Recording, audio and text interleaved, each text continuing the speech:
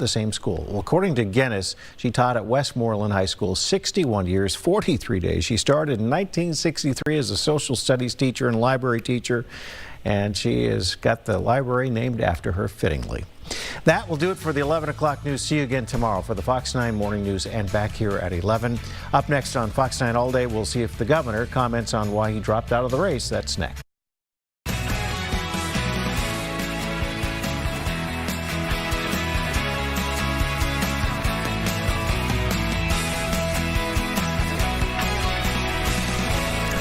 Thanks for joining us here on All Day Live. You're looking at the Commissioner of Deed, and they are talking about paid family leave. Governor Walz at this press conference. They're wrapping this up, doing some Q&A. After this Q&A, Governor Walz is expected to open things up to take some questions for the first time since announcing that he will not be running for a third term. So let's listen in on the tail end of this, and then we understand that it'll pick up with some other questions here in just a moment.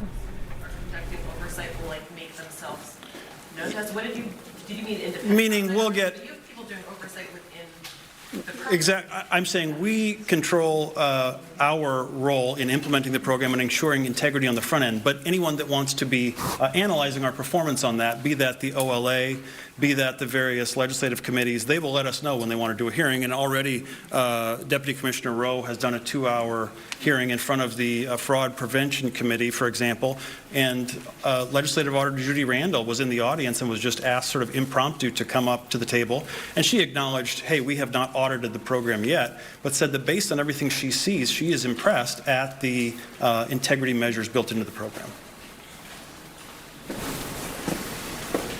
All right. Well, thanks, everybody. Thanks, representatives. Grateful. Grateful. Senator Mohammed, good to see you. Well, thank you all for being out here again. Really proud of this program. It is a game changer for working families. It's one more piece of that building blocks to making Minnesota the best state in the country for to raise a family, and we're off and running. And I think it's pretty impressive to get this thing going. Of all the implementations we have to implement as the legislature writes it, but by the 12th, we're going to have people receiving their payments. With that, I'll take some questions. Governor, did you make the decision to end your campaign by yourself, or did you receive pressure from Democratic allies? This is a decision that I make and make with my family, and certainly I think, as I said, it's the right decision. I'll note, I think it's appropriate we're here today. The war that's being waged against Minnesota, you're seeing it. We have a ridiculous surge of apparently 2,000 people not coordinating with us that are for a show of the cameras. I'm going to note to all of you, today is January 6th. There's no debate what happened. The President of the United States led an insurrection against a fair election to try and overturn that and, report both sides of this. Well, he said he really didn't, and courts convicted 400 of them, and he pardoned them. No, he did that. He did that, and that's today. And it's clear that we also saw today he implemented 5 states are being punished with a freezing of federal funds illegally that were appropriated by Congress, our tax dollars. And I find it interesting that Minnesota, California, Illinois, and New York were taking that. The interesting thing is the biggest fraud trial in the country is taking place in Mississippi today with $100 million of welfare fraud. And, I don't believe Mississippi was on that list. So look, this is a concerted effort to try and destroy the president's opponents, to destroy the rule of law. And it became apparent to me that he was going to do that with me being there. And I just feel, along with my family, that it's the best decision for Minnesota, and I feel very confident in that. I think it's going to be clear that Minnesotans agree with that. Governor, can you talk about Can you break down your conversation with Senator Klobuchar on Sunday? I've talked to everybody. Can you break down specifically the conversation with her? Did you recommend that she consider running? I spoke with first conversation. I spoke with all of the delegation. Let them know. I spoke with a lot of key allies. I spoke with my family, and just let them know that this is what we were going to do. And Senator Klobuchar was one of those conversations. I think that we have a very deep bench. It's very clear to me. Again, I would mention this, that again, none of the people running for governor of Minnesota voted for this program. None of the folks running for governor condemned January 6th, and none of the people of the Republicans running for governor had the damn common decency to Melissa and Mark's children, have asked them to stop doing what they're doing, the president, the question I would ask all of you is you need to ask those people running for governor if they would ask the president to please stop attacking the Hortman children and telling lies about this. And so I am very confident a Democrat's going to win this. My conversation with Senator Klobuchar was the same conversation I've had with many others. Governor, there's been the constant drumbeat coming from Washington, from the White House to many of the different departments in Washington, talking about fraud and talking about you. What was the one thing that you heard that said, this is why I've got to step out? Was it that constant drumbeat coming at you, or was it more of a personal decision? No, I think it's a personal decision. It's effectiveness. I never took this job to be governor. I took the job to pass things like paid family medical leave. I took this job to get our children food. I took this job, and what I'll continue to do for a year is I will protect every single person in this state. And I had an announcement to them on our LGBT community, especially our trans community, stay the hell out of Minnesota for the folks who want to hassle those people. These are our neighbors.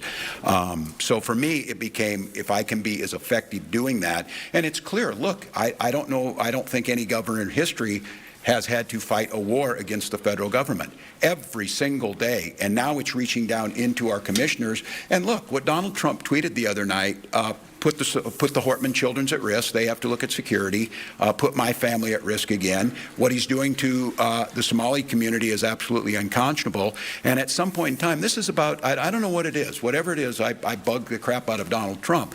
I would argue it is because I believe in public service. I've not enriched myself in office. I treat people with dignity. I agree to compromise with people, and the attacks on Minnesota are far beyond me, and it's hurting Minnesota. Here's what I have full confidence in is Republicans are going to lose races up and down the ticket, because where is their plan on health care as health care prices doubled? Where is their plan to push back on the president? Again, for God's sakes, the children of a murdered speaker, and they can't speak up and say, Mr. President, this is wrong, stop it. And you write a story that one retired legislator said it and one member. How can you not have every single one of them saying this is wrong? And I'm going to fight this without having to spend any time worrying about the politics of this. I'm going to fight it, making sure that Minnesotans are cared for. I'm going to fight it by doing the respect that we should have for rule of law. So I just think all of you see this. It is just going to be relentless. Why 2,000 folks? What are they coming? Do they want to coordinate with us? You saw a U.S. attorney stand up, which would have been let go by any other administration, speculating about things with no factual information. That's defamation. That's coming from the U.S. attorney. We are under assault like no other time in our state's history because of a petty, vile administration that doesn't care about the well-being of Minnesotans. My job is to protect the well-being of Minnesotans. So the good news on this is Republicans are sure they're going to lose the governor's race dramatically. That's fine by me. I don't care who sits in this seat as long as it's not one of them who hurt Minnesotans. I care that it's somebody who understands and respects this office. Jan. You just talked about the danger. Your daughter gave an interview talking a little bit about the danger. Was there any part of the governor that thought when you were making this decision, did it cross your mind that not by any nature of what you've done, but just because of you being you and being the target, that people's lives were in danger? Yes. Whether they be so, you felt that for Sophie Call and other that serious decision. Yes, and for our Somali community, yes. Look, I'm on the list because whatever it is, they hate us. I may be on the list because of last fall. I may be on the list for whatever reason. But yes, that's exactly what it is. And look, I don't know how you spin the story other than him pushing that conspiracy theory. You don't have to listen to me. The Hortman children told you that. We shouldn't have to be talking about them. Respect their privacy. We just attended a wedding, which was a joyous day, with 2 empty seats from someone who was murdered. But, there's rumors out there and all this. That is frickin' evil. And every one of you in this room knows it's evil. And that type of hate, but I've got a little bit of protection now. My family, not so much. But what about Somali immigrants who are minding their own business? We've got 2,000 folks. We don't even know who they are. They'll be wearing masks, being here in Minnesota, harassing them. If you want us to fix fraud, come and help us. Come and help us do that. They're not interested in that. Governor, have you given any thought to what What's next for you after you leave office? No. You're only going to be 62. No, I know. I'm going to run some more marathons. I'm going to defend my turkey trot title. I don't know if I told you all that I won my age group in the turkey trot. Look, I got a year of work to do here. I think it will be the most challenging year, and that includes probably COVID, because I caution Minnesotans, this is going to worse before it gets better. Everybody here knows, you will be nonpartisan and you will be fair in this, but the vast majority of the country knows this, because Donald Trump's in trouble. The Epstein files need to come out. The economy's sinking. We're fighting a war in Venezuela. I will tell you one thing on this, that today, people in Minnesota, the work that we did and the bill that I signed makes their life a lot better. And I would ask those folks who think Donald Trump's doing the right thing, do you think not getting paid family leave and fighting a war in Venezuela has improved your life? Because if it is, I don't know what I can say to you to help you vote for something, but that's where it's going to go. For me, I'm going to do this work. To be candid with you, what I'm really good at is I'm a really good geography teacher. And I think that's something where I would find the joy in getting back in there, trying to teach, do the things that we want to do. Last one here. Has the Optum fraud report come back to your office yet? Or when? Not analyzed yet. The one I got today, and I'll tell you just as a heads up on this, we got the Axtell report back on Capitol Security, and that's my next step on this. And I do want to kind of preview a little bit here. If Republicans think that I'm not coming to make us more safe around guns, they are sadly mistaken. They are going to take votes on protecting our children, or they're not going to get anything else done. When that report comes back, that will give us, I think, some idea where we're going. I'm excited to see and hopeful what Tim O'Malley's going to see. I think you're seeing this. I feel pretty confident right now that the plan on how to get there is getting pretty well laid out. I think the gap analysis of where there were gaps is pretty well there. I think we're going to have to figure out how we implement some of the safeguards in place, probably have to come back to the legislature. It'll be interesting to see, and I really do appreciate that question about the fraud committee. If I'm not mistaken, this planned meeting on fraud in this program before it implemented was the very first meeting ahead of trying to prevent. I need the legislator to help me on prevention. It's pretty easy after the fact to say this happened. They're really good at that. They're not so good on the front end, so I think that would be good. But I just want to say again to all of you, incredibly grateful. I'm going to make note of this. I had my team verify this. I've stood in front of the press more than any governor in Minnesota history and taken more questions from the press in Minnesota history. My team has provided more data under the Data Practices Act than any governor in history. And I'm going to preview for you now and I would ask all of you for the help on this. It seems absolutely outrageous and a gap to me. The only people who aren't subject in state government to data practices are the legislature. And we've had a pedophile in the state Senate that we got no information about. We have credible accusations of one Republican representative against another Republican representative that they committed fraud. We have a requirement that the House run an audit, which they did not do. You are the gatekeepers on this. Demand that there's data practices, and if they have emails showing that I have committed fraud, you should get those. Why aren't they putting them out there? Why aren't they turning them over to prosecutors? And right now, they are hiding behind a veil of innuendo. They're protecting the biggest fraudster in the White House. They are unwilling to acknowledge that January 6th was an insurrection. They are unwilling to stand with Melissa Hortman's children. And I want to tell you this, for those legislators who went and shed crocodile tears at her funeral, shame on you. Shame on you. Her children are asking you to do one thing in her name. It's to tell the president to stop doing this. That shouldn't be that difficult. So look, for Republicans here, I have more energy than I've ever had. I am committed to this state more than I've ever been. I love this state with every fiber of my being. I believe we are the best state. Have I been perfect in this? God dang no. I wasn't perfect as a teacher. I wasn't perfect as a coach. I wasn't perfect as a soldier, but I was pretty damn good at all those things. And I am committed to getting this right. And I will tell you what, if they think now, I mean, game's over for them now. It was all me. I was the bad guy or whatever. Well, put up or shut up now and tell us what you're going to do to make this state better. Answer these tough questions. Quit hiding behind this and expect for the next 11 months for me to ride you like you've never been ridden. to make sure that you're doing your job. I'm asking for your help. We need data practices with the legislature right now. You need to expect to get every one of my emails just like you have when you ask for them. Every one of my commissioners, you should be able to ask for those, which you can do, and we need to do that. Here's the thing that I'm going to ask all of you is, Republicans want to tear this state down. Republicans want to tell you it's too dangerous to walk down the streets. Republicans want to tell you there's nothing good comes out of Minneapolis-St. Paul. Republicans want to tell you everybody with brown skin is stealing money or that they're not welcome here. They want to do nothing to improve this state. Their idea of improving this state is being a parrot for Donald Trump, agreeing to everything that he agreed with. Well, here's what I'm going to tell you. It ain't happening. I'm not going anywhere. And you can make all your requests for me to resign over my dead body. Will that happen? I will fight this thing till the very end to make this state better. And the question that I think they need to decide is when did the guy in the White House resign? When does he take accountability for what he did? Because it isn't going to happen here in terms of us shying away from making the state better. So you'll get to see me more. The good news is on this is that I got no election to look forward to.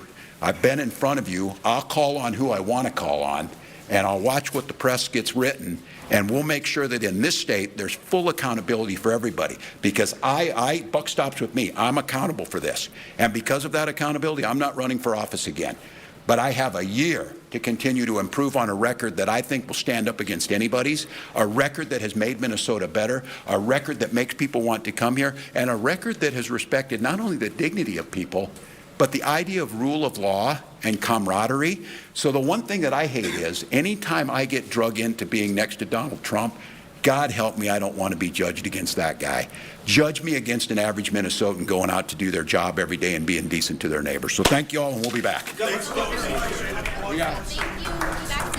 Okay, so Governor Walz with about 10 minutes worth of questions there from the media. The first time that we are hearing him answer questions since he decided that he was going to not seek a third term. That news dropping confirmed late yesterday morning.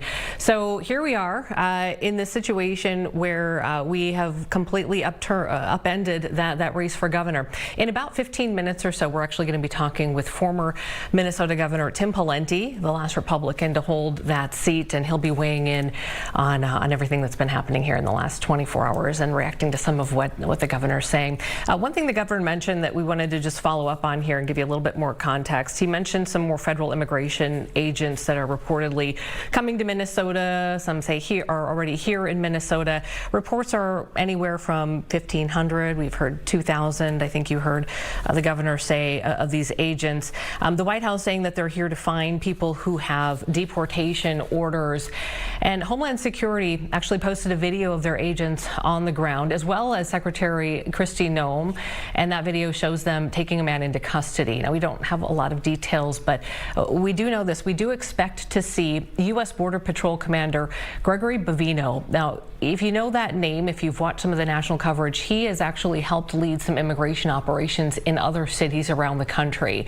And then in addition to immigration, the White House is also sending about 600 Homeland Security agents to Minnesota to, they say, focus on identifying fraud specifically within the Somali community.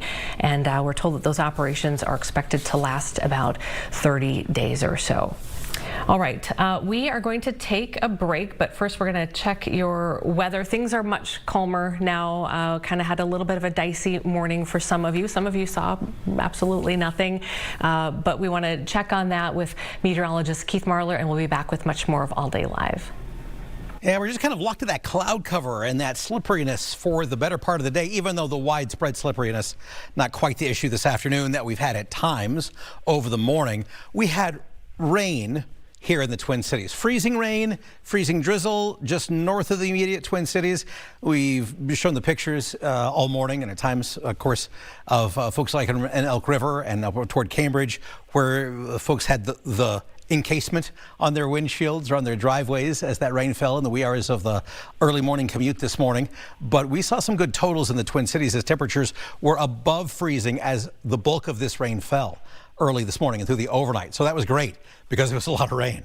We had 7/10 of an inch and a 9 2/3 of an inch in Eden Prairie, 3/4 of an inch in Cottage Grove. So that good old bullseye was across the south and the southeast metro at over a ½ inch of rain, officially 69/100ths at the airport, a record-breaking amount of rain for this date of January 6th. About 1/4 to 1/3 of an inch across parts of the north metro, and then falling off. You go north of Rogers and Andover, you're in just a few hundredths from St. Cloud to Cambridge and Elk River, where temperatures were frozen in the upper 20s as the rain fell. Now, once the rain left, we hovered in the low 30s, both on both sides of 32 degrees for a good chunk of the morning hours overall. And you can see that swath, very narrow band right through there. You go up towards the St. Cloud and the Cambridge, only a few hundredths. Out toward Redwood Falls, a few hundredths. Down toward Mankato and Owatonna, only a few hundredths. Stayed there into the ½ inch range toward Red Wing, then falling back again as we transitioned from a lighter precipitation, even just snow across Wisconsin overall as it got on out of here overall. Now again, that energy getting out, leaving us with cloud cover in through the afternoon hours, some hidden flurries and drizzle, still kind of flirting, but temperatures at least bouncing out of the low 30s to the low to mid 30s. Still at times we'll have spots that again bounce to 31 or 32 right on the edge, but there'll be more 33s and 34s overall this afternoon on the plus side. So more of a barely frozen as well as just barely unfrozen for the afternoon hours as we flirt rather than commit to, again, a frozen land. So again, more of a thaw than anything else as we go through the afternoon into the evening. But we will refreeze overnight tonight, so we'll do our best. Just pay attention to those slippery spots. That's about all we can ask overall, or all you can muster. Tomorrow, much better afternoon. After a freeze tonight, certainly into the 20s, it's back to the upper 30s, 39 for a high tomorrow with partial sunshine. That'll help, but southwestern Minnesota, brighter conditions, a stiffer breeze and less snowpack overall. Well, upper 40s, maybe even an isolated 50 in southwestern Minnesota going on into the day tomorrow. Putting it all together then for today, slipperier spots certainly in gray as we linger in the clouds and fog. So we'll go for a high of 34, but it's never consistent. We bounce around 33s.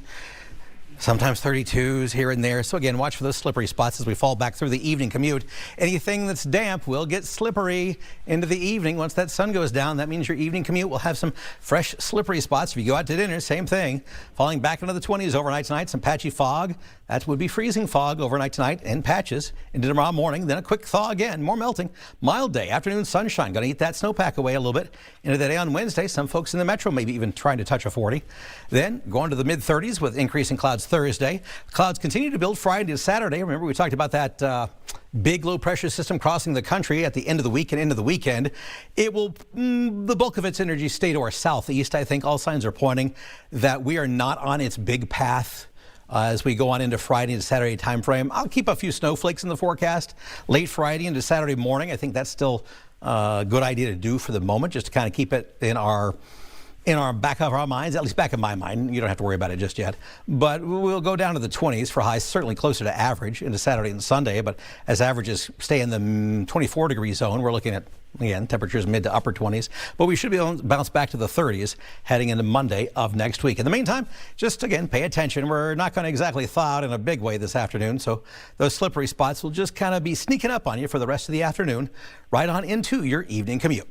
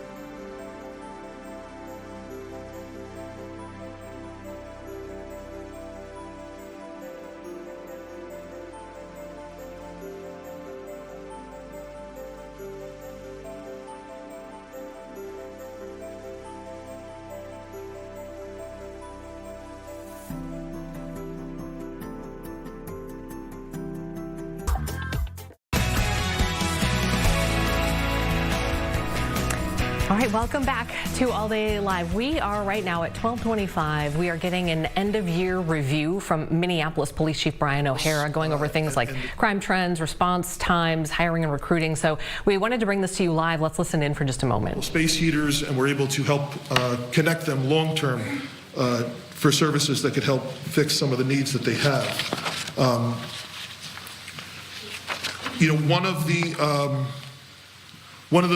One of the parents that we deal with is here today with us. Miss Brianna sitting up there with Lieutenant O'Rourke and Mo. And I just want to thank you so much for being here, because we're talking about all these numbers, and we're talking about at-risk youth, and it's not just statistics. Like, there are real people behind this. And I think one of the things that some folks in the media here have asked me in the past is, well, what about the parents? And I know a lot of times we look for simple answers to these problems, but we don't understand just how complex and how challenging they are. So if folks are asking, where are the parents? Well, here's one parent that is here with us. And two of her children were very much at risk, and we have seen some great success since we have been working together. And you know, Ms. Brianna's contribution is powerful, because that's where prevention starts, and that's where it matters the most. It's accountability at home. And the community resources, Mo and other groups that are out there, are able to help, because all these parents have to go to work, and they cannot constantly monitor their kids 24 hours a day, 7 days a week. And they worry about their kids, you know, getting caught up with the wrong crowd. And we've seen tragedies. You know, just the last murder that we had in the city was a juvenile that we knew, and it was someone that we had been engaging with. And as soon as I saw the name, I recognized the person from all of the contacts that our juvenile outreach officers had been to. So it is very, very serious, but I'm so thankful for Lieutenant O'Rourke, Mo, and parents like Miss Brianna here that are the reason why we are seeing a reduction in juveniles that are so at risk and involved in crime. The other part that I'm proud of is the good work that they have been doing together was recognized internationally at the International Association of Chiefs of Police Conference. That's Lieutenant O'Rourke up there receiving the Community Policing Award for the results that we have gotten, thanks to our juvenile investigators, parents like Miss Brianna and Mo from Touch Outreach. So thank you so much. Moving on from violent crime into property crime now, burglary is down 30% compared to 2019. So that's burglaries to dwellings, people's homes, businesses, that type of thing. It's down 10% from last year. That means 193 fewer burglaries were reported in the city compared to last year. And that means 1,554 fewer burglaries in the city when compared to the peak in 2020. Auto theft is down. Auto theft remains a challenge. It's driven, at least half of all of those auto thefts on there, at least half are Kias and Hyundais, which is a problem that exploded and was fueled by social media, as many people know, in 2020, 2022, and 2023. The manufacturer now is finally making changes that should take away the ability for those thefts to occur so easily, but it still remains a challenge. That's one crime that remains higher than it was in 2019, but we are making progress. 1,706 fewer cars stolen compared to 2024, and 2,872 fewer victims of auto theft compared to the peak that we had in 2023. So it's progress, and we're continuing to work on it. Another strategy that was behind, if you can go back one slide, another strategy that's behind both the auto theft problem, the robberies that we talked about earlier, and some of the stuff that is involving juveniles has been our crime protocol. That's something that a strategy that we implemented in response to a lot of the robbery sprees that we were seeing happening at the peak, and then expanded it to try and deal with some of these other problems, the auto theft issue, as well as the damage to property sprees that have been happening. And we have also found that that has been successful in, if not eliminating the sprees, reducing the scope of the problem and the seriousness of it.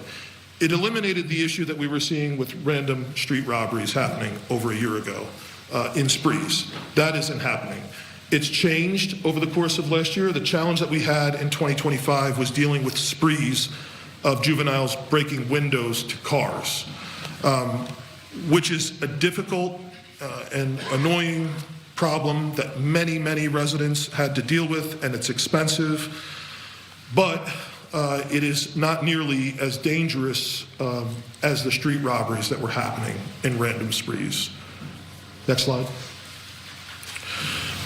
Aggravated assaults are down 9%. That includes the shootings, any assault that causes significant bodily injury or serious bodily injury. Again, that is Minneapolis Police Chief Brian O'Hara giving an end-of-year update on 2025. Some of those crime statistics will continue to follow this. We want to take a quick break right now, and when we come back, former Governor Tim Pawlenty will join us. A lot to talk about, right?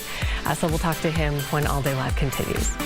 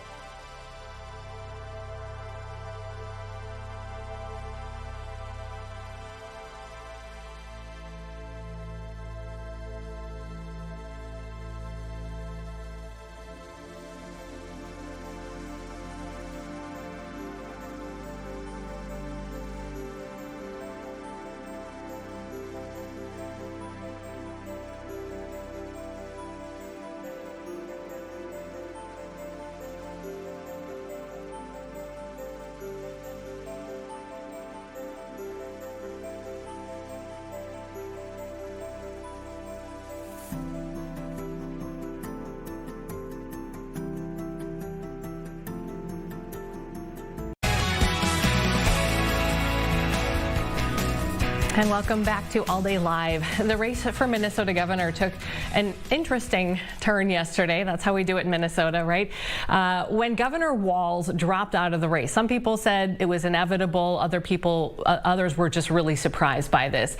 In the meantime, there's been a lot of speculation. Who will run for the DFL? Is this good news for the Republicans? Maybe not. Joining me now is former Minnesota Governor Tim Pawlenty, the state's last Republican governor, serving from 2003 to 2011. Thank you so much for joining us. Good to be with you, Amy, and your Fox 9 viewers, and Happy New Year's to everybody. Thank you, and to you. Let's kind of start back at the beginning here. What did you think when you heard that Governor Walz was dropping out? I was not surprised. I have been privately predicting this for some weeks, that given the avalanche of news and reports regarding the fraud and building on some of the other problems in the past, it was just too much, too heavy of a baggage to carry. So I think he made a wise decision to get out of the race, because this was not going to go away quietly or easily. and it probably wasn't going to end well for him. And the governor knew about, a lot of, if not most of the fraud that was still going to continue to come out. I remember talking to the legislative auditor about that. So he knew these things when he decided to run. So how much of this was, the coverage of all of this, and how much of this was maybe the Trump administration and some of the pressure and the back and forth, the war of words, as Governor Walz called it? Well, I saw a curious reference by one of the Walz team in one of the local newspaper this morning that it didn't show up in the polling. In other words, they didn't think it was that big of a deal until recently, apparently. But obviously, this has understandably made Minnesotans very mad. We work very hard, pay a lot of money to the state of Minnesota, and we don't want to see it wasted or stolen.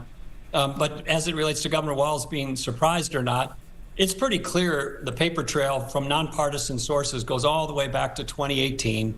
You had legislative auditors' reports along the way, flashing red lights about lack of financial controls. You had state employees pushing back against law enforcement years ago.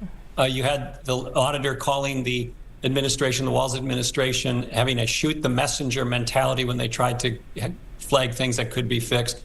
So there was no way he was going to crawl out from underneath all this. Yeah, so do you believe specifically there were people in power who did just sort of look the other way on some of this stuff and even actively, you said, push against it to get to this place? And some of that, are you saying, maybe would have come out in the course of a campaign?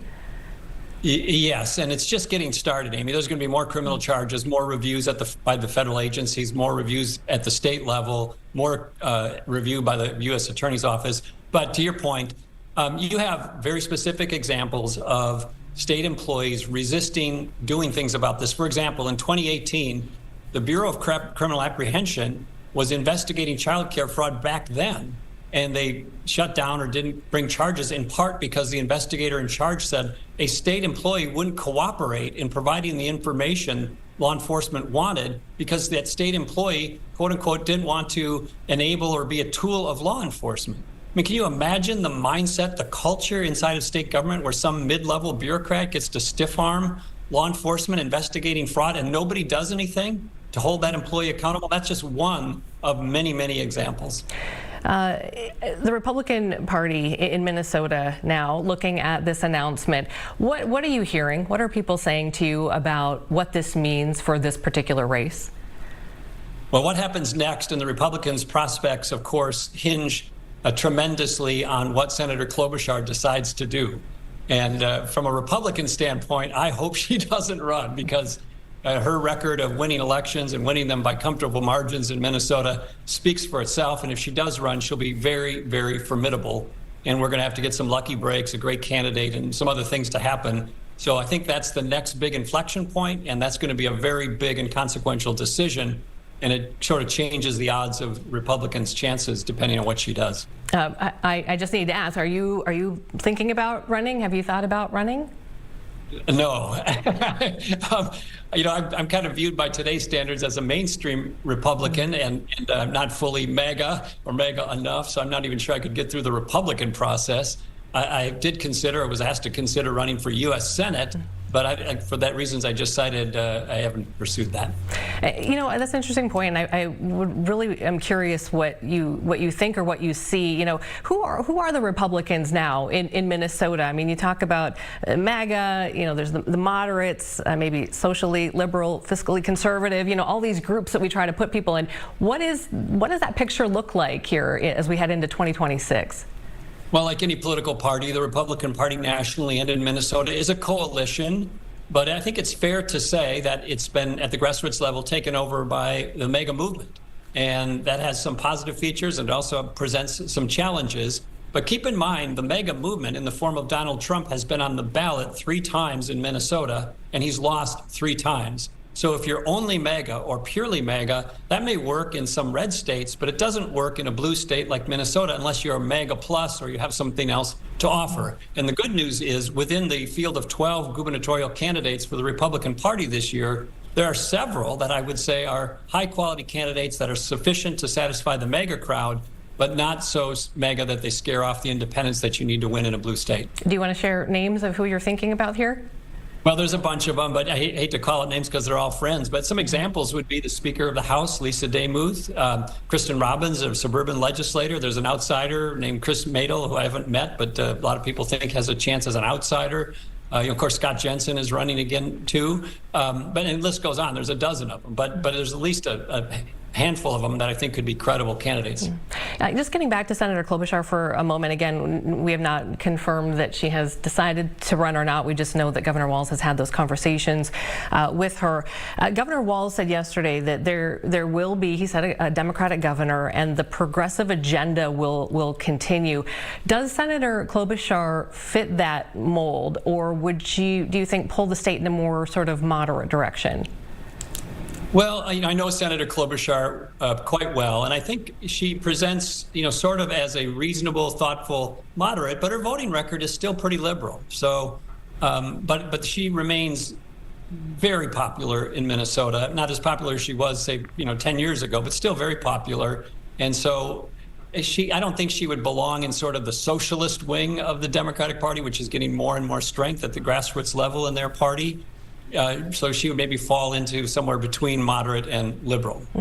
I want to just step away from the campaign for a minute and just ask you about some of the things in the headlines. Just today, even, we're talking about reports of a surge of ICE operations here in Minnesota, anywhere from 1,500 to 2,000 more agents coming in, another 600 Homeland Security agents coming in to investigate fraud specifically in the Somali community. As you've been kind of watching this, from a political distance, what's been going through your mind? How do you read all of this? Do you support, everything that's happening by the Trump administration, or are there lines that you're kind of drawing? Well, let's just one step back. The Democrats, and specifically President Biden, let immigration get out of control. The New York Times estimated 10 million people came into the country in 4 years under the Biden administration. The border was out of control. Illegal immigration was out of control. And so I applaud President Trump's efforts to crack down on illegal immigration and try to make it a system that is orderly, not illegal, but make it legal, and then try to move forward from there.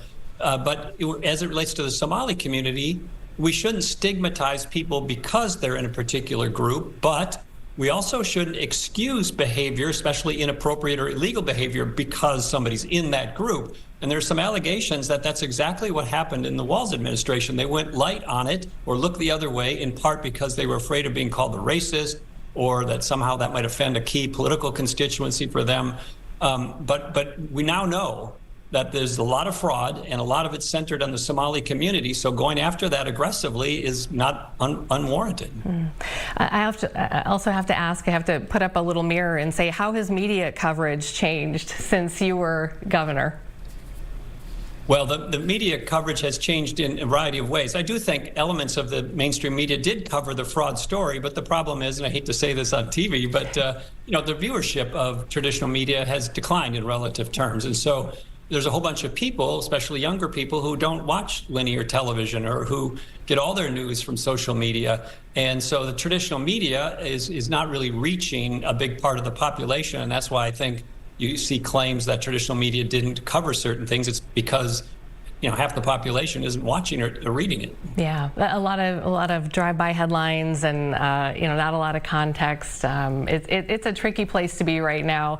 Thank you so much for your time. We really appreciate it, and would enjoy catching up with you again here, because there's going to be a lot to talk about here, including an upcoming legislative session that is sure to make some headlines as well. So thank you. Absolutely, thank you. All right, take care.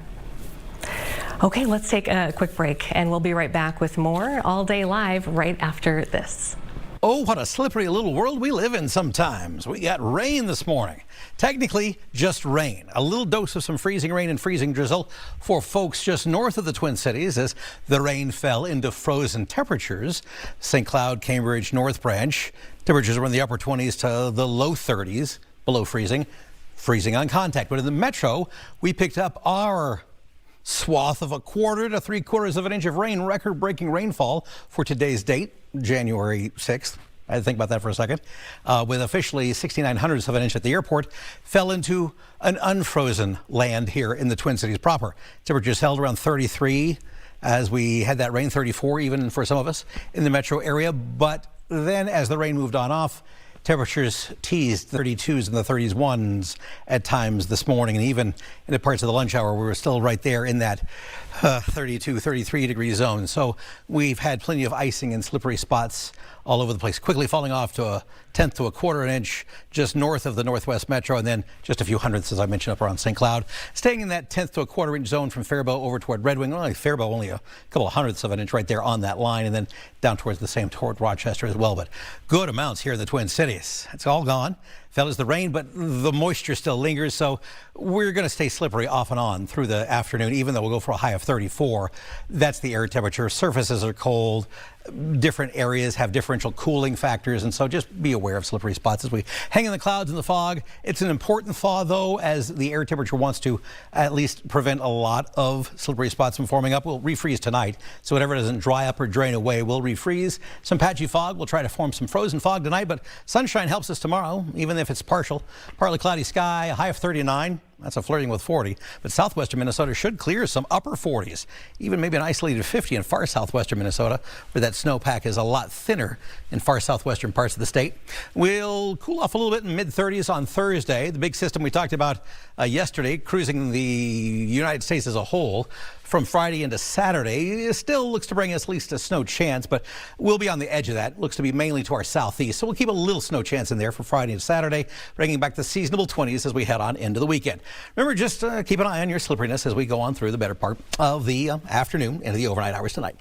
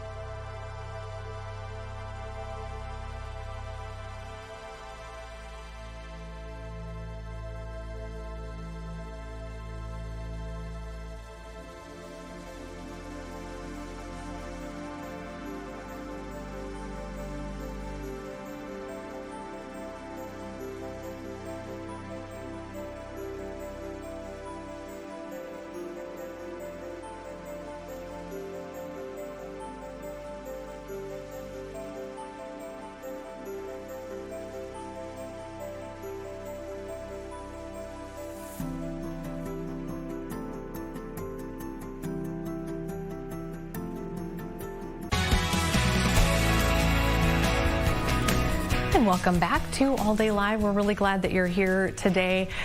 Coming on the end of our first hour, and then we've got a whole other hour for you here, following some local news and press conferences, live events, developing news as well. And now we want to take you on a little trip and tell you about some of the stories that are happening around the region. We're going to start in central Minnesota.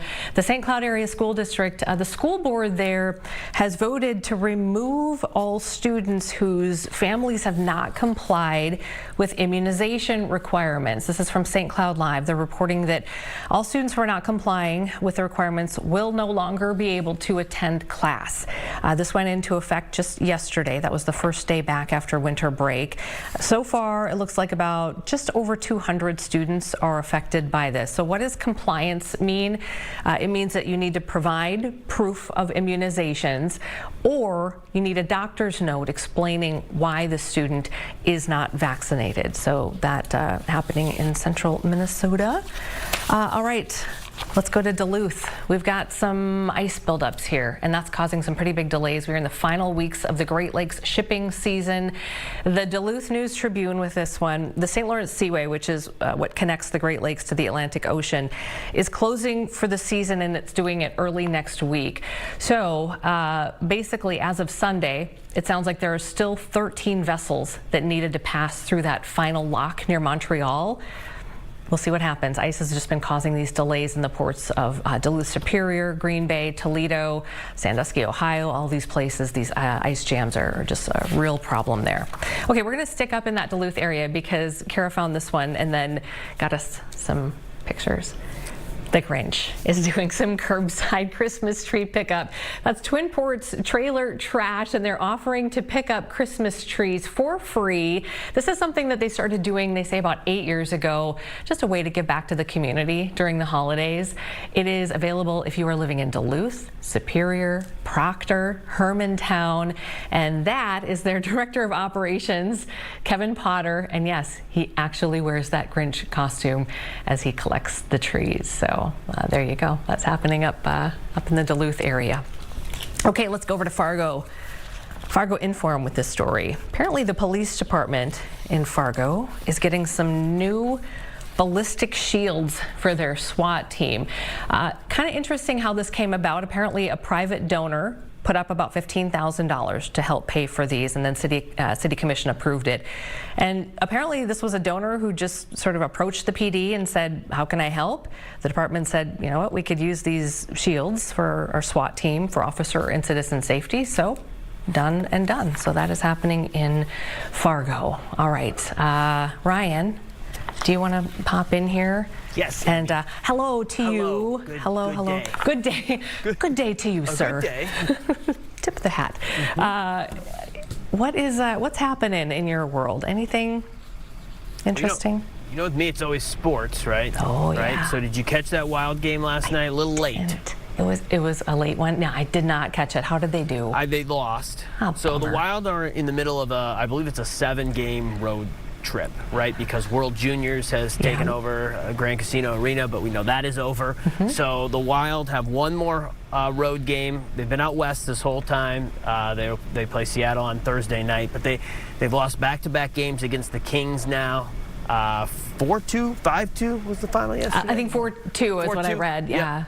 Yeah, so a little bit of a bump because we've been cruising right along here, but this West Coast road trip is, as we get to the tail end of that, is tripping us up a little bit. So hopefully a bounce back against Seattle Thursday night, and then we're back at home, back at Grand Casino Arena. That's awesome.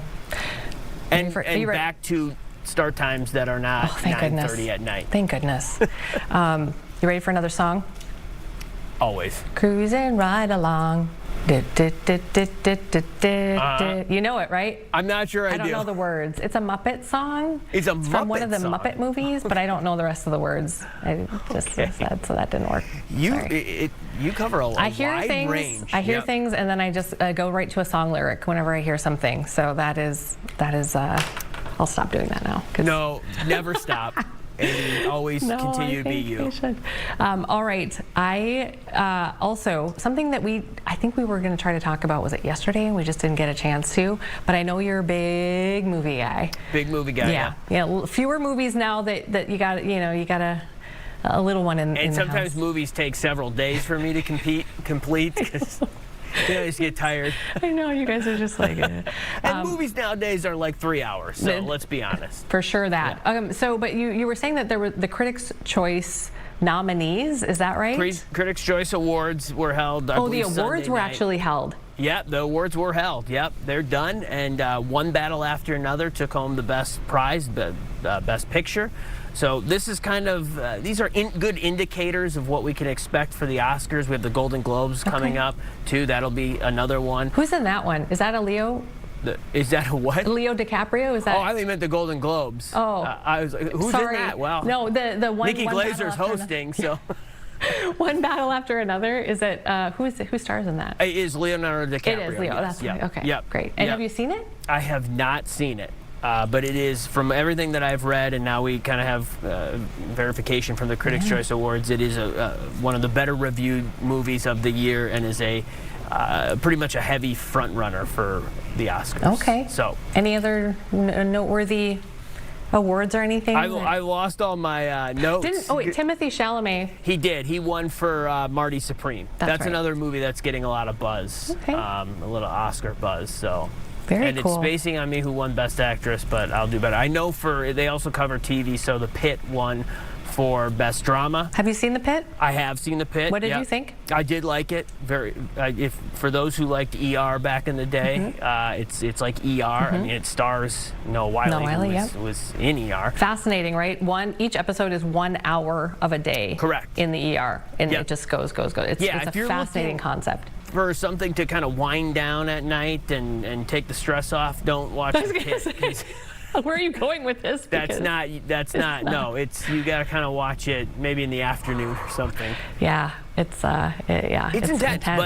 But from what I've read, doctors or people who work in the medical field say it's fairly accurate to how a hospital ER is on a day-to-day basis. So amazing. Yeah, it really makes you appreciate so much. The folks who are doing those jobs. My goodness, it's wild. And Amy, if I don't get my lunch right after this show here, I start to get hangry. Yep. These doctors, they're lucky if they can. You would never cut it as an ER doc, Ryan Rablin. For more reasons than just the lunch schedule that's unpredictable. But yes. It's intense. It's a good show, though. I recommend it. Season 2 comes out in a few weeks, I believe. I think Thursday, Ryan. Maybe on Thursday. I think this Thursday, the 9th. I got to get going. Yeah. So. All right. Do we need to get going and take a little? We do in about 45 seconds. Break here. Okay. Well, we can maybe preview a little bit of what's coming up next hour. We're flipping some of what Governor Walz had to say, right? We at are. His press conference. And then Corin Hoggard, who was at that press conference, is going to join us here at the top of the hour. First time we're kind of hearing from him answering questions about his decision to step out of that gubernatorial race, and then also that we've got the coach from River Falls, right? Yes. Next hour he's too. He'll be joining us at 1:45. Fantastic. The national champion himself will great. join us. And then a really interesting, some really incredible research on Alzheimer's, and you've lined up one of the head researchers from Cleveland in the hospital system there. So a lot of good talk stuff. about an Alzheimer's study that he's been working on that's showing signs in animals that's actually reversing the disease, which is incredible. Yeah. So I can't wait to talk to him about that. All right, let's take our break, and we'll see you back here in just a couple minutes.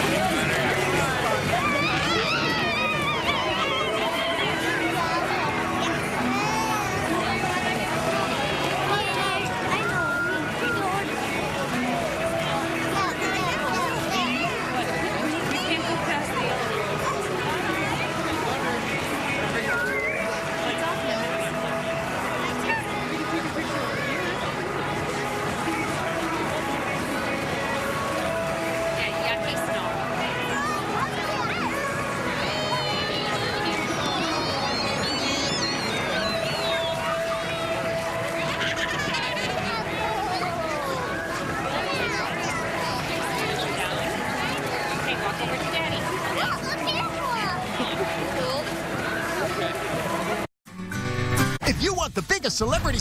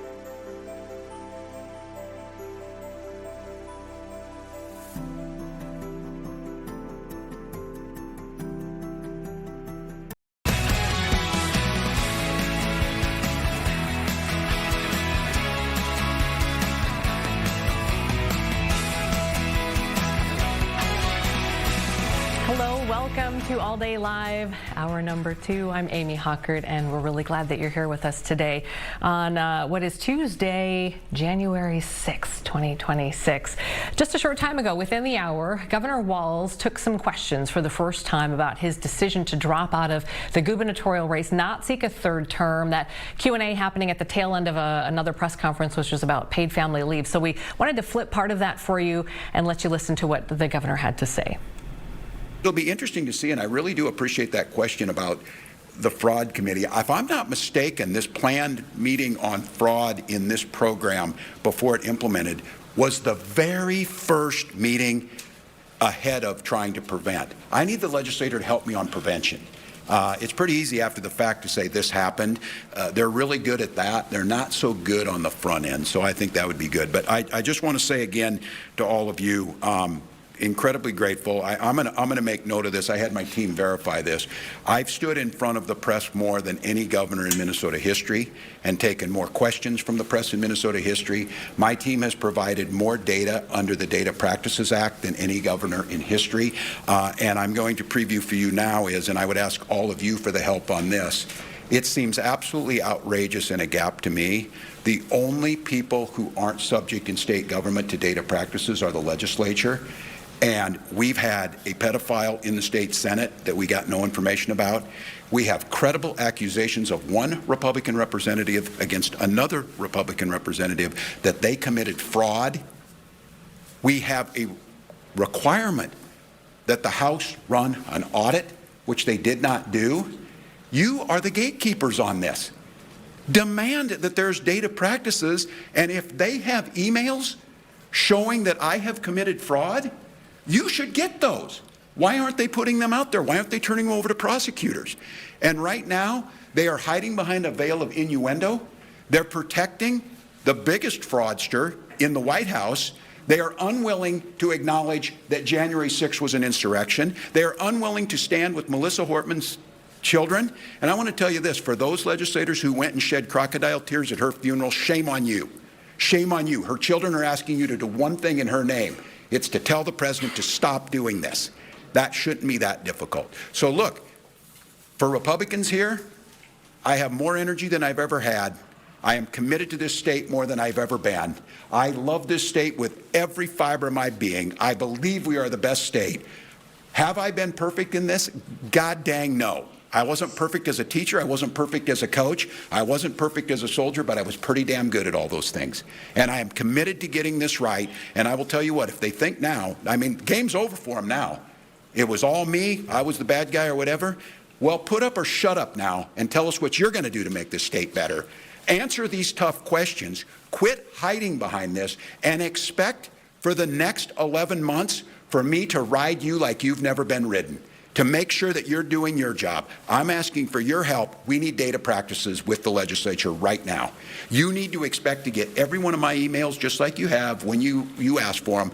Every one of my commissioners, you should be able to ask for those, which you can do, and we need to do that. Here's the thing that I'm going to ask all of you is, Republicans want to tear this state down. Republicans want to tell you it's too dangerous to walk down the streets. Republicans want to tell you there's nothing good comes out of Minneapolis-St. Paul. Republicans want to tell you everybody with brown skin is stealing money or that they're not welcome here. They want to do nothing to improve this state. Their idea of improving this state is being a parrot for Donald Trump, agreeing to everything that he agreed with. Well, here's what I'm going to tell you. It ain't happening. I'm not going anywhere. And you can make all your requests for me to resign over my dead body. Will that happen? I will fight this thing till the very end to make this state better. And the question that I think they need to decide is when did the guy in the White House resign? When does he take accountability for what he did? Because it isn't going to happen here in terms of us shying away from making the state better. So you'll get to see me more. The good news is on this is that I got no election to look forward to. I've been in front of you. I'll call on who I want to call on, and I'll watch what the press gets written, and we'll make sure that in this state there's full accountability for everybody, because buck stops with me. I'm accountable for this, and because of that accountability, I'm not running for office again.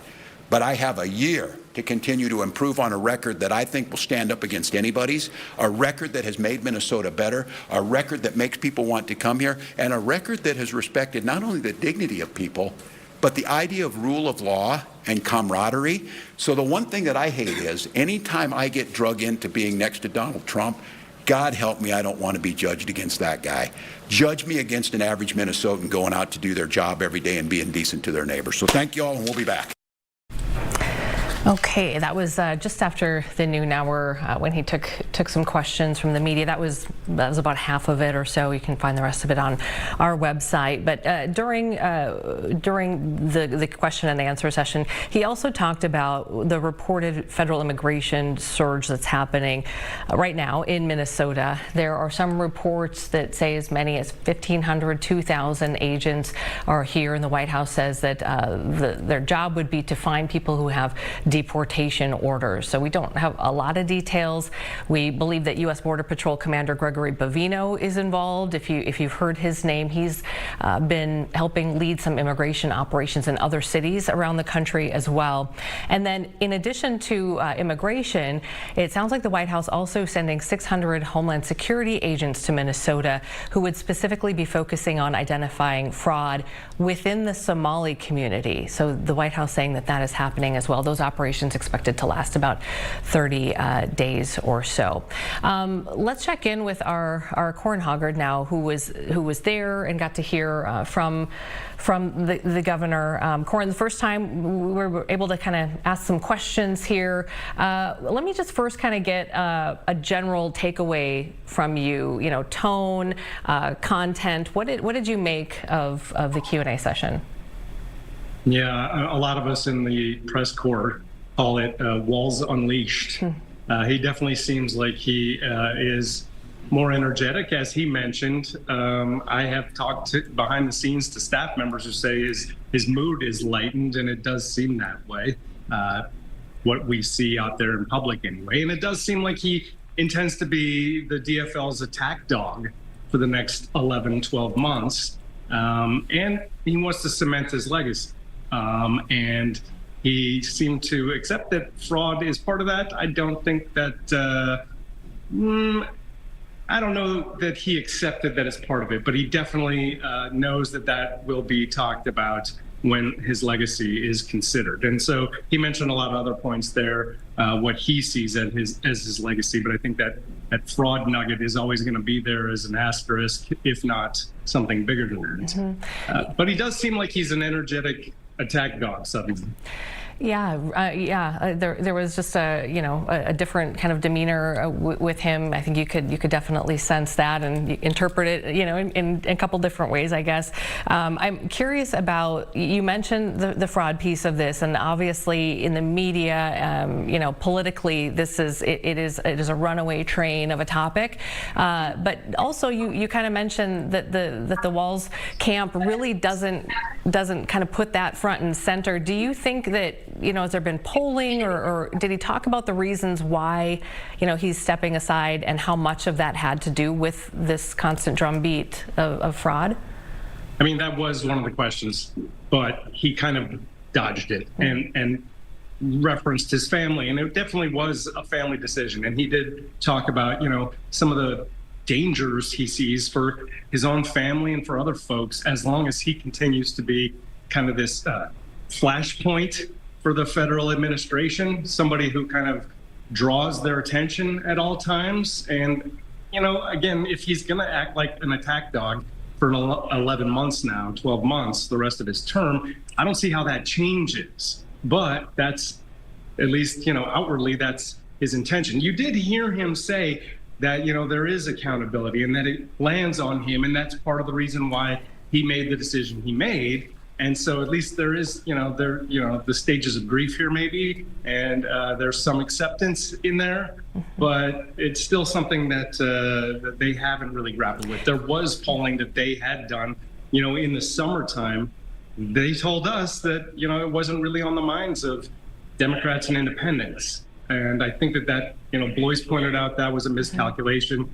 I would tend to agree with him. Yeah, you just said exactly what I wrote down. Said the buck stops with me because of that accountability. I'm not running for office again, and it was kind of buried in but really very clearly spells that out. I wanted to ask you about a couple of other things just really quickly. Have you had a chance to reach out to any more folks? I know yesterday, obviously, a lot of people were talking about Senator Amy Klobuchar. Her name is sort of front and center as a potential replacement here. Where are we with understanding how far those conversations have gone? They're a little tricky. I definitely had a lot of those conversations with folks who were close to her yesterday. I mean, I think that the sense over here at the Capitol now is that it's her race if she wants it. And I don't think that it'll take very long before she makes a decision. And I have reached out to her folks again today. They didn't have any updates, but people are making that call. The governor kind of tried to avoid that question too, whether he'd had that conversation directly with her. He said he'd had his conversation with a lot of people and there's a deep bench. But I think that the bench starts and potentially ends with Amy Klobuchar, and so we're all waiting on her. Yeah, I think I had heard this morning, I think David Schultz was saying caucusing starts February 3rd, maybe. The clock is ticking for sure. Now that the dust has kind of settled on this a little bit here, we're a little more than 24 hours out of the bombshell that was dropped for a lot of people. Some people not surprised by this at all. But have you had a chance to just sort of gauge, what's the pulse there at the Capitol? I know obviously the legislature's not in session, but have you had a chance to talk to some other folks and kind of get, kind of some more insider type conversations that you can share with us, Corin? There have been plenty of conversations. Everybody here in this building, and I walk around it a lot, as you probably already know. Yeah. So, I mean, I'm having conversations with, security staff, the custodians, as well as any lawmakers or, state officials who are roaming the hallways here. And everybody yesterday was a little bit in shock, but also, kind of understood that this was likely they thought that this was quite a possibility, if not likely. I walked in there yesterday and saw some of the staffers with these kind of gray, depressed looks on their faces. And I think today it seemed like they were just moving forward and back to work. I think that, the governor himself kind of displayed what his approach is going to be at the press conference today, but even before that, in his video with his daughter yesterday on TikTok. That was even before that announcement that he made publicly, at least. I think, he is at peace with his decision, and I think that he will try as he can to help his party keep winning that governor's seat and all the other elections that are coming up in November. Yeah, it'll be interesting to see if he's a liability for some or if he will help prop somebody up. So, all right, Corin, thank you. Appreciate it. Go ahead. Can I add one thing? Please. I did ask him today if the Optum, the third-party fraud report had come back, and I didn't really, I'm going to go back and listen right now, but it didn't seem like he answered that, and I wonder if that's come back to his office and may have played a role in his decision. So I'm going to go back. I know he pivoted to gun control, but I didn't catch what he said right off the top. Yeah, and I'm glad you brought that up. You probably didn't have a chance to hear it, but we interviewed former Governor Pawlenty a couple of minutes ago, and when I pushed him a little bit on sort of the fraud piece of this, and Governor Walz knew, according to the legislative auditor, when he announced, he knew there was a lot more coming down the pipe, and still made the decision to run 4 months ago. And according to former Governor Pawlenty, there were a lot of indications that in positions of power, he didn't call out Governor Walz specifically, but people in positions of power definitely not only looked the other way, but made concerted, deliberate efforts to, not prosecute and, kind of make subjective decisions. So that we'll see. And so we'll wait and see for that report to come out. Let us know if you go back and hear the answer to that. I didn't hear it either. So, yeah. All right. One way or the other, it sounds like he's going to try to take all the arrows for the DFL. Yeah. I mean, really, that's kind of what this comes down to as well. There is that piece of it. So, all right. We'll talk to you in a bit, Corin. Thanks so much for checking in. Okay. We'll talk to you later. All right, Ryan, can we do you want to hit a break or do you want me to do? Yes, can I do this one? I don't need to do the SOT piece of this, Ryan, but just to give folks an update here. If you remember yesterday, the Department of Homeland Security called out, it was the Hampton Inn by Hilton in Lakeville, and Homeland Security saying that that hotel was denying rooms to ICE agents. DHS even shared an email that said, after further investigation online, we have found information about immigration work connected with your name, and we will be canceling your upcoming reservation. So the hotel had said that it was correcting the issue. There was an independent journalist who shared a video last night trying to book multiple rooms late last night at the hotel while posing as a Homeland Security worker, and was still told that they were not allowing ICE. So now we are learning that the Hampton Inn by Hilton in Lakeville, according to the Hilton Corporation, is no longer part of the Hilton franchise. Corporation putting out a video saying that it clearly raises concerns that they are not meeting our standards and values. So that hotel now being removed from that Hilton system. So just wanted to update you on that. All right, let's take a quick break. A lot more to come here. We're going to talk to that River Falls football coach. Everybody wants to talk to him. What an incredible story. And then also we're going to talk about Alzheimer's, and just something that just perked our ears and raised our eyebrows, and we went, wow, this is something we haven't really heard before. Potential reversal of this disease that's being found now in animals, and we'll figure out what this all means for us and for those who are battling this disease. So stay with us. Much more to come here on All Day Live.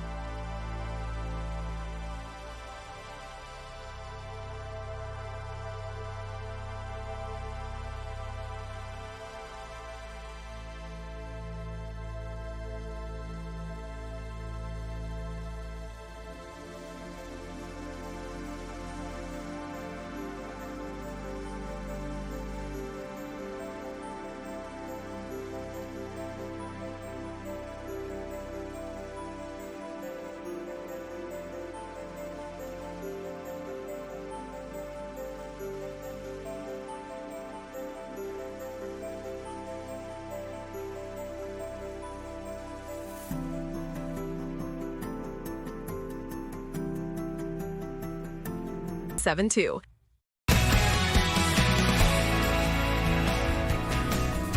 And welcome back to All Day Live. For those of you who have had a loved one diagnosed with Alzheimer's, you know that this is a devastating disease. We also know that there's no cure currently. A lot of research has been focused on preventing or slowing the disease rather than reversing it. But there is a new study that we wanted to talk about here that shows that the disease can actually be reversed in some animal models, mice, leading to full neurological recovery. So joining us now is the lead author of the study and the director of the Brain Health Medicine Centers at University Hospitals in Cleveland. It's Dr. Andrew Pieper. Thanks for joining us, Doctor. Thank you. I'm really happy to be here. So let's start with the study. Tell us, what you had hoped to find out, and then what did you find out in this research? Well, the study was was undertaken to test the question of whether or not we could help the brain recover from advanced Alzheimer's disease. A few years ago, we had shown that it was possible to do that in the setting of chronic traumatic brain injury. And so we asked the question, could the same thing extend to Alzheimer's disease as well? And we can get into kind of more details here throughout the interview, but kind of in a nutshell, I mean, what's the sort of top line? What did you find? The top line message that we have is that we took two different animal models of Alzheimer's disease. One was an amyloid-based model, and the other was a tau-based model. Those are two of the main pathologies that go wrong in Alzheimer's disease. And we waited until the animals were very sick, until the disease was very advanced. And then we treated them with our compound known as P7C3A20 and showed that by restoring the energy levels in the brain, which is what this compound does, that the brain was actually able to repair itself from the pathology and recover function. Is this, as far as you know, the first time we've seen this kind of result? Yes, as far as I know, this is the first time that anybody's ever shown what we're calling a reversal of the disease in these different animal models. A lot of people have also shown prevention, meaning early treatment can prevent the onset, or treatment could slow the onset. But this is the first time that I've ever seen the animal actually recover. Wow. And so we're talking about mice here. Alzheimer's is a human condition. So how do you bridge that gap, and what are your hopes for how it might work in humans? That's a really good question. Alzheimer's is, in fact, a purely human condition. We do our best to model it in the laboratory. And one of the ways that we can do that is by taking mutations that are known to cause the disease in people and putting them into mice. And so we used two different models like that. And they both produce a constellation of similar symptoms related to Alzheimer's disease, and so we use that as a model of the disease. And so getting back to some of the testing that you've done, it looks like the focus has been around, is it NAD balance? Is that right? What is that exactly? And then how does it relate to Alzheimer's, and why has that been the focus? So NAD is a molecule in the brain that's important for signaling, it's important for enzymatic reactions, and it's important for energy homeostasis. And as we age, or when we have a disease, or when we have an injury, the ability of our body to balance NAD appropriately is impaired. And we showed that becomes even more impaired in the human Alzheimer's brain, and that also happens in our animal models. And so we then just tested the hypothesis of whether or not restoring that could help the brain recover. So it's an important molecule for a lot of the cellular repair that needs to go on an ongoing basis. Every time we do a story like this, and this one is a little bit different, I'll be honest, there's a lot of white noise when we talk about studies and advances, in cures and things like that. This one really caught our attention, and we wanted to talk more about it. As a researcher, as somebody who is at the forefront of something that could be just an incredible revolutionary, reversal tool here, how does that sort of feel? I mean, is there a pressure? Is there, what if this didn't work in humans? There's so much hope that rides on this kind of thing too. Well, you're absolutely right. And we're very excited about the potential for how this might be able to help people, but we won't know until we get it into clinical trials, which we're hoping to be able to do within a couple of years. Yeah. Can you explain kind of why because people hear this and they go, my goodness, this is something I want to try to look into right now because my grandfather has Alzheimer's, or, this is going to be years before even clinical trials, and then that's not even sort of a green light for public use. Yeah, exactly. It's a pretty long process. The FDA does have mechanisms in place to try to accelerate it in cases of significant unmet need, for which I think Alzheimer's definitely qualifies. But there's a long process. It's much easier to make a small molecule drug that can help animals than one that is safe and effective in people. And so we do have some modifications to the chemical matter to still make before we can put it into clinical trials, but we're working as hard as we can on that. And it's kind of because I don't know the answer to this, but I'm really curious if, before like an FDA approval or before it was approved for public use, are there opportunities for people, and maybe you were just alluding to this, to sort of try something like this in experimental, or does that kind of thing just not happen? No, it's really only usable in animal models, laboratory models right now. I wouldn't recommend that people take it. There's just so much desperation when you hear something like this, and I just wondered if, sometimes there are opportunities to do kind of holistic things or different things. I wasn't sure, but so still some years away here. Well, there is the compassionate use, but that's only for drugs that have gone through safety approval, phase 1 trials, and we haven't gotten there yet, but that's our next step. Interesting. Can I just ask, what made you want to kind of get into this field? Was Alzheimer's something that you really wanted to focus in on, or did it just sort of happen to be this? Well, we've seen that this molecule helps in a pretty wide variety of different models of neurodegenerative disease, and they're all important, they're all devastating, and of those, Alzheimer's is, in my opinion, the biggest one that we need to be addressing. If we don't do something about it as a country, as a world, we're going to be faced with just a devastating condition of millions and millions of people suffering from this disease for which there's currently not sufficient treatment. Yeah, terrific. Thank you for your time. And if people want to learn more about this, is there, a website? I don't know how easy the study is to read through, but is there somewhere where they can find some more information? Well, they can download, we have it freely accessible, the study that we published on Cell Reports Medicine, and my contact information is there, so they can just reach. Thank you, Dr. Pieper. We really appreciate your time today, and best of luck with this. It would be just really incredible to be able to advance it. Thank you. Great. Thank you so much. All right. Take care. Okay, let's see. Let's take a quick break. We're going to do another check of the weather, though. Keith has an update for us here as we look at another night of kind of warmer temperatures and then maybe freezing up again. So we'll have Keith give us a forecast, and then we'll be right back after that with more All Day Live, including that head coach of that football team from River Falls that everybody wants to talk to. Incredible win over the weekend. We'll be right back. Oh, what a slippery little world we live in sometimes. We got rain this morning. Technically, just rain. A little dose of some freezing rain and freezing drizzle for folks just north of the Twin Cities as the rain fell into frozen temperatures. St. Cloud, Cambridge, North Branch. Temperatures were in the upper 20s to the low 30s, below freezing.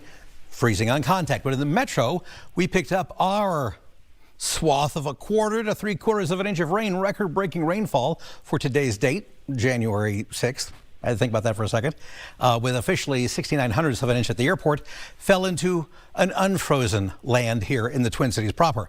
Temperatures held around 33 as we had that rain, 34 even for some of us in the metro area. But then as the rain moved on off, temperatures teased the 32s and the 31s at times this morning, and even in the parts of the lunch hour, we were still right there in that 32, 33 degree zone. So we've had plenty of icing and slippery spots all over the place, quickly falling off to 1/10 to 1/4 inch just north of the Northwest Metro, and then just a few hundredths, as I mentioned, up around St. Cloud. Staying in that 1/10 to 1/4 inch zone from Faribault over toward Red Wing. Well, Faribault only a couple of hundredths of an inch right there on that line, and then down towards the same toward Rochester as well. But good amounts here in the Twin Cities. It's all gone. Fell as the rain, but the moisture still lingers, so we're going to stay slippery off and on through the afternoon, even though we'll go for a high of 34. That's the air temperature. Surfaces are cold. Different areas have differential cooling factors, and so just be aware of slippery spots as we hang in the clouds and the fog. It's an important thaw, though, as the air temperature wants to at least prevent a lot of slippery spots from forming up. We'll refreeze tonight, so whatever doesn't dry up or drain away will refreeze. Some patchy fog. We'll try to form some frozen fog tonight, but sunshine helps us tomorrow, even if it's partial.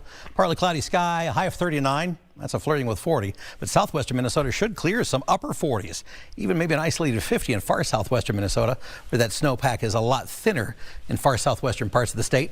We'll cool off a little bit in mid-30s on Thursday. The big system we talked about yesterday, cruising the United States as a whole, from Friday into Saturday, still looks to bring us at least a snow chance, but we'll be on the edge of that. Looks to be mainly to our southeast, so we'll keep a little snow chance in there for Friday and Saturday, bringing back the seasonable 20s as we head on into the weekend. Remember, just keep an eye on your slipperiness as we go on through the better part of the afternoon and the overnight hours tonight.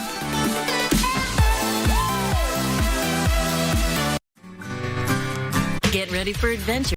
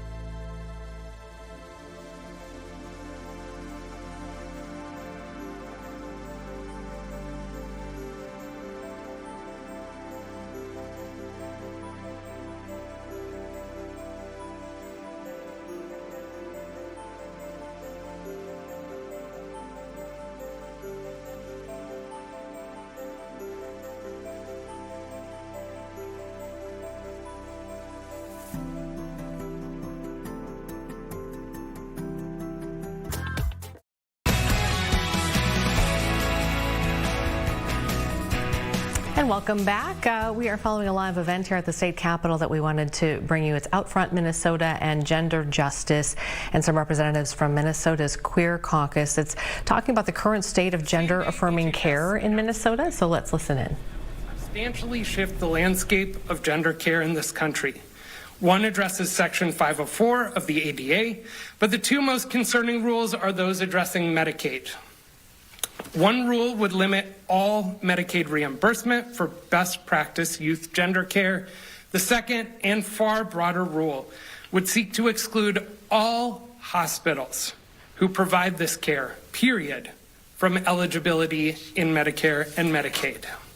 Together, these rules and bills represent a significant threat to providers across the country, to the families and individuals who are seeking this care for themselves and their loved ones, to states who, as the Supreme Court affirmed in its Scrimeti ruling, should have the authority to regulate care, and to the basic ability of all Americans to have the freedom to make choices about our bodies, lives, and futures. We know there are many questions about the impact of these actions, the timelines involved, and how it may affect Minnesotans in this state that prides itself on being a trans refuge. Here with me to talk more about this are members of our state's Queer Caucus, my friends at Gender Justice, care providers, and community advocates.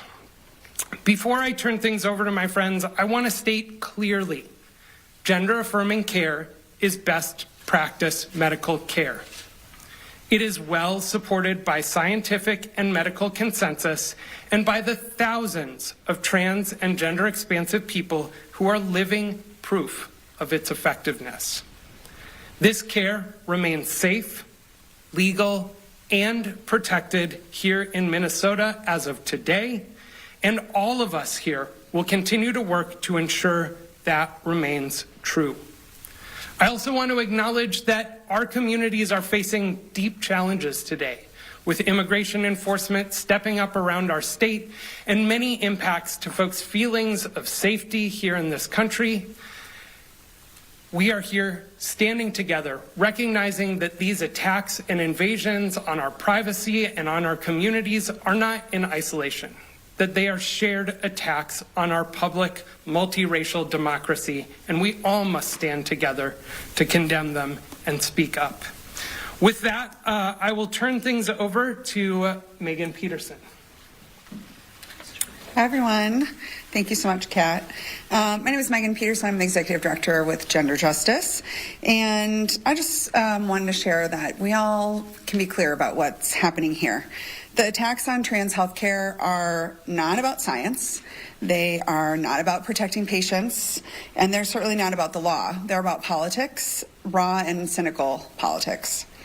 Every major medical association agrees on the evidence supporting gender-affirming care. Courts have repeatedly recognized that this care is legal, established, and protected, including here in Minnesota. So when politicians step in to override doctors, patients, parents, and judges, that's not governance, that's ideological control. And we've seen this movie before. This is the exact same playbook that produced abortion bans in state after state. Often, again, with no medical basis, no exceptions, no regard for the harm, the people who are literally dying in hospital parking lots now, today. First, they spread fear, they passed reasonable sounding restrictions, then they choke off access piece by piece for decades. The Medicaid ban on abortion was all the way back in the 70s and still haunts us to this day. And then eventually the Supreme Court pulls the trigger in the case of abortion with the Dobbs decision that, is putting in place the final piece of a plan that's been in process all along. And we are seeing that trans health care is the next target of this same approach. At the core of these attacks is an effort to enforce gender fundamentalism, a rigid, outdated belief that there are only two ways to be a person, two ways to exist in a body, two ways to move through the world, and that everyone must conform. That's what ties together all of these attacks on people's health care. And in Minnesota, though, we're not playing along. And we have both strong legal protections, we have incredible healthcare providers who follow science, ethics, and their patients' needs, not political talking points. And we have wonderful lawmakers and advocates like those here today, and many who aren't able to be in the room, who understand that bodily autonomy isn't negotiable. And civil rights don't disappear when they become controversial. We're not backing down, and we are proud to be standing with the whole community and protecting everyone's care. Good afternoon. I'm Representative Breon Curran. I use they and she pronouns. Thank you for joining us today, for everyone here and for those watching. Thank you for choosing to educate yourselves on the state of healthcare access in the state of Minnesota. There's something that I would like to make very clear today. The work that Democrats have done to protect access to personal liberties and healthcare in Minnesota is for everyone. Today, you're hearing more specifically about the continued attacks on two-spirit, non-binary, and trans communities by our own federal government and their Republican allies across the country. But I want to address the kind of care that we're actually discussing and the federal government's very, very serious encroachment of all of our liberties. Because I see people from all walks of life taking gender-affirming care measures everywhere in everyday life that are in jeopardy for all of us under the guise of targeting trans people if that isn't horrific enough on its own. You have the right to feel more like you in Minnesota. Yes, you. Every single person in Minnesota is protected by the laws that we stood up in. Okay, and we are following a couple of live events here. We want to take you back to Minneapolis now, where Minneapolis Police Chief Brian O'Hara is holding his end-of-year review. He's going over things like crime trends, response times, and he's taking some questions right now. So let's listen in. He's just in that one policy. And so with the use of force training, we've been through all of those, over 100 pages. Dozens of comments, feedback went into the incorporation, and so to answer that question. What do you think is the most, for use of force, what do you think is the most impactful change that you've seen? The most impactful change. Well, I think it's more than just the changes that are a part of the settlement agreement and the consent decree. To me, the most impactful has been the focus on de-escalation and avoiding the use of force whenever possible. And that's not an easy thing to implement in a police department, because the reality is we can't talk everybody into handcuffs. And if you lean on that at an excessive point, you wind up making people less safe, right?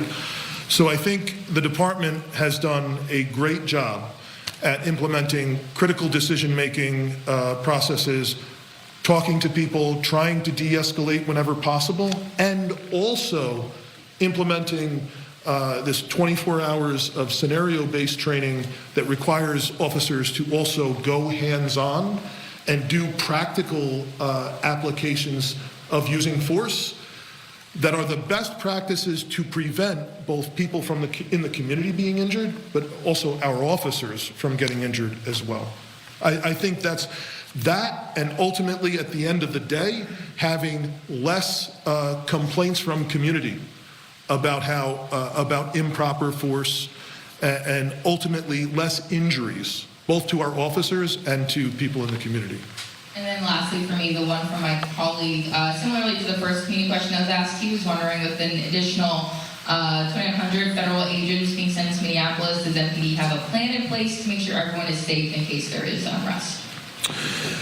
So that is my biggest concern, and it's not just the reports that have been said. You know, I don't know what the number is, just to be clear. You said a number, I did not, because no one has told me anything officially. I've been concerned for weeks that because the issue is so emotional, and because, frankly, some of the way this stuff has been carried out, the greatest risk to me is that there would be unrest or that there would be a tragedy, that somebody could get seriously hurt or killed because of what's happening. That's the most pressing issue. So we have revised our policy around immigration matters. You know, we have put the utmost emphasis on professionalism and restraint. I have a designated supervisor that's on duty 24 hours a day.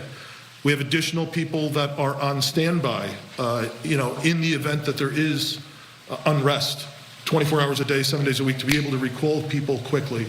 That is a concern. So that being said,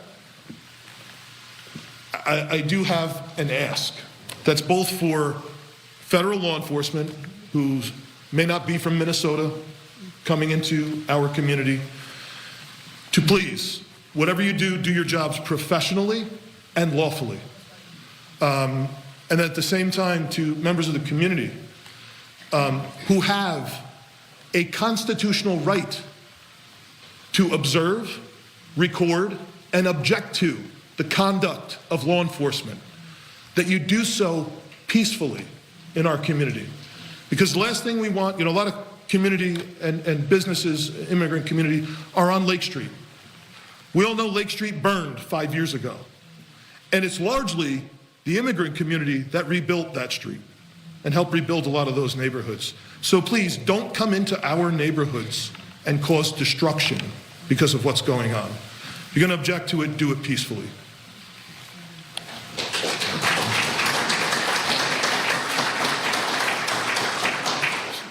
Hi, Chief. Regina Medina with... Oh, hi. I'm sorry. Hi. I had a question on the recruitment and the 174 hires that you had in 2025, and I wanted to know what was behind that, and yeah, basically that. Yeah.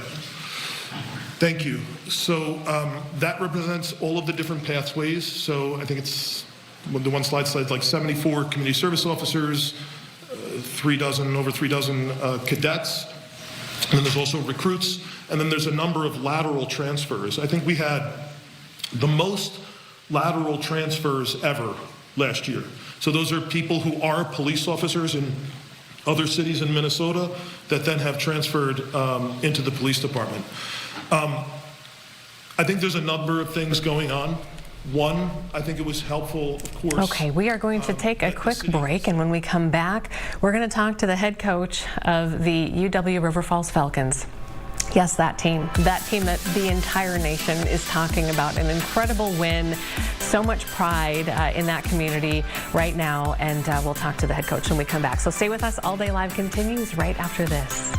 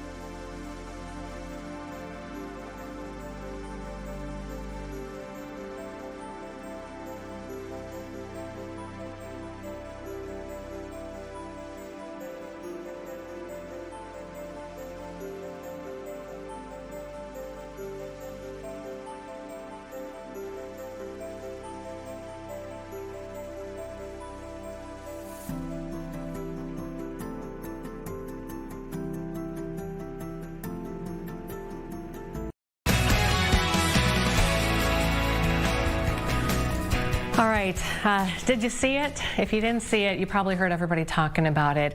Even if you don't follow football or college football, on Sunday, UW River Falls, University of Wisconsin River Falls, upset North Central in the Division III football national championship. The Falcons breaking a nearly 2-decade-long sort of losing streak to the seasons. Just an incredible win for this team, and then also this community. So many details here that just kind of blow your mind. So they, defeat North Central, who was on a 29-game winning streak, and so we had to do it. We had to talk to River Falls football head coach Matt Walker, who's been a part of this incredible run. Congratulations, Coach. How you doing? I appreciate it. Thanks for having me on. The truth is I'm tired. I haven't slept much, but man, it's been amazing. So much support, been incredible. Really, literally you probably have not slept a whole lot. I mean, a few hours here and there, maybe in the last 3 days? I didn't attempt to even lay down that Sunday night after the game, and then straight to the plane to come home. And I did catch a nap last night, but yeah, on a little bit of a high right now. Don't want to sleep. Don't want to miss any of this right now. But the best part, Coach, is when you go to sleep and you wake back up, you get to remember, oh yeah, it wasn't just a dream, right? You did it. I got some texts like that this morning, like, Coach, it's not a dream. You woke up and it still happened. It actually happened. Incredible. Tell me about the reception, coming home. What's it been like, and how much does this mean to the community? Yeah, it's funny. If you saw the post-game interview, it's a little bit out of body. I joked that I didn't even know what I said. Thank God it sounded good and everybody liked it. But there was some emotion in there, not only about former players and things, but about this town. This town of River Falls, there's no place like it in the world. I meant that when I said it. And it's like, of all the cool images and videos and things that everybody saw at the game as a part of ESPN, when we came home yesterday, this is what, when you try to put into words what River Falls is like, this is what I can't quite show everybody or put into words. But here we are coming into town. The police escort, Nick Jacobson, played for me, and he's the one escorting us downtown. Here's kids from my kids' elementary school run into the main street to greet us. Here's the crew from Johnny's Bar that we love came out to greet us. Here's everyone from town, people I know. I'm holding the trophy in the front of the bus. Then we get to the office here, the Falcon Center, our headquarters, and we walk in, and the women's hockey team, who's won back-to-back national championships, is practicing. So we bust into practice, and here's now the 2 national champion teams. We go into their practice and bring the trophy, and got a cool reception from them. But you can't write this. It's like a movie from the time kickoff to getting back into the locker room. You can't write this stuff. It was the images and all these things that I try to put into words that you can't about this town. Who's gonna play you in the movie, do you think? I'll let everybody else decide that. Okay. George Clooney, maybe. That sounds pretty good. You got to shoot for the moon there. Yeah, whatever the cool, good-looking dude is right now, we can figure it out. What I have to ask you, because you're talking so much about the community and these players. Tell me about the Tarnation Tavern and how that weaves into the storyline here.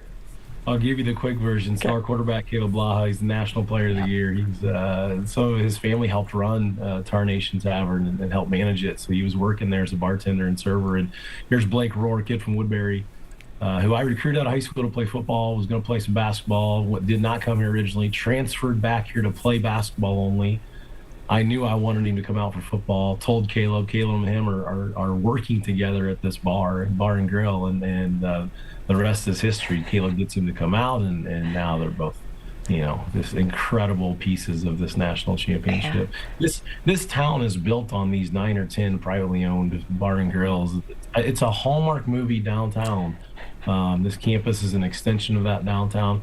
I mean, what place in America does the head football coach know? I know every bar's name and the owner of that bar, and again, it's not the bar scene. It's just it's where everybody goes to hang out and eat, and it's where our community kind of thrives around. When we had this 2-week break because of the bye week, campus was shut down. We had nowhere to eat. I didn't even have to make calls. Everybody's calling us to say, we'll feed the team. We got you. We couldn't find anybody on New Year's Eve because it was such a unique thing and a lot of things already planned.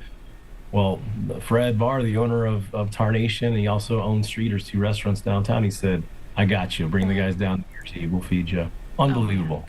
Okay, not only do we want a movie on this, but we want like a series where they follow you guys around and just do different series about different things that are happening with the team and how the community comes together. I wanted to just, as long as we're talking about these guys, and you're calling out a couple of them, but I think it's really important to talk about just D3 athletes. And you tell me what you want people to know about these athletes who maybe don't get the notoriety or the scholarship money. What do you want people to know about the grit there? For some reason, I've always enjoyed fighting the misconception of what Division III is. More people need to understand how great these athletes are. There's plenty of our kids that could go compete at the higher level. I was a D3 athlete myself, and playing these summer ball. When I was playing baseball, I played both in college and playing summer ball against all these Division I guys, thinking, we belong here. But you look at guys like Caleb Blaha and Gage Tim and these guys, they'd be playing at any level and excelling. What a cool moment. I typically am pretty focused on the game and don't get many moments that take me away from that. But when they put up the ESPN broadcast, here's a split screen of Caleb Blaha with Joe Burrow breaking the all-time single-season college football offense record. You beat Joe Burrow's record. To have that up on the screen, even myself, I kind of took 10 seconds and stepped away from the focus of that game and said, what an incredible accomplishment.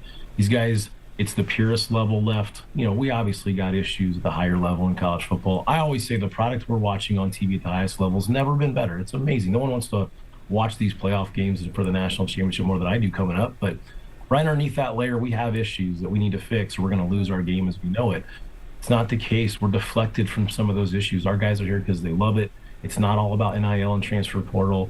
They love each other. They compete because they love their teammates. It's And it's high level. You watch that game on ESPN, that's high level football. That was amazing to watch our guys play. Incredible, 21-0 run, so last 35 minutes. It's just, it was something to behold. Congratulations to you. We would love to check in with you as the next season gets going. I have a feeling recruiting is going to be much better for you this year. Hopefully, they'll be coming to you. I sure hope this helps recruiting, because I haven't talked to a kid in 2 weeks. So during this playoff run, my God, we've been so busy. And the staff, we're freaking out. Everybody's out on the road recruiting right now, and we're game planning still. And I said, you know what? Our best recruiting is winning this national title. Absolutely, and just the character that you guys bring to this, the integrity, and just the authentic storylines here is just like you said. It's a movie. So congratulations again. I hope you can get some sleep now, and we would love to check in with you again in the future. Sounds great. Thanks for having me on. I really appreciate it. Thanks, Coach. All right. Yep. Ryan, you want to join us? I know you got to probably say goodbye to Coach, but wow, what an incredible story, and just like you said, so many details that we couldn't even get into everything here in this interview. But the team that they were playing against, heavily favored, had won 29 in a row, and then here comes this team. And I think Coach has been with them for about 15 seasons now, and so a lot of these players, some of these players were with him on these teams that were winning no games, and then now to be on this winning end of things is just so awesome. It's a great story. I was looking at their run. They, one of the teams they beat was St. John's here in Minnesota along the way. Is that right? Yeah. So. Well, Caleb, the quarterback, won the Gallardi Trophy for 2025. So it all kind of comes full circle there. Wow, incredible! Congratulations to them and their families and that community. So way to go, UW River Falls Falcons. Cool. All right, Ryan. Well, that's going to kind of do it. It's been a busy day, Amy. Yes, it has. Is right. And remember, kind of watch the forecast tonight into tomorrow. We could kind of watching to see if we get another repeat of some slippery roads as the temperatures dip, melt, and then freeze back up. So something to keep track of tomorrow. But another good show coming at you tomorrow. Look forward to seeing everybody. And yeah.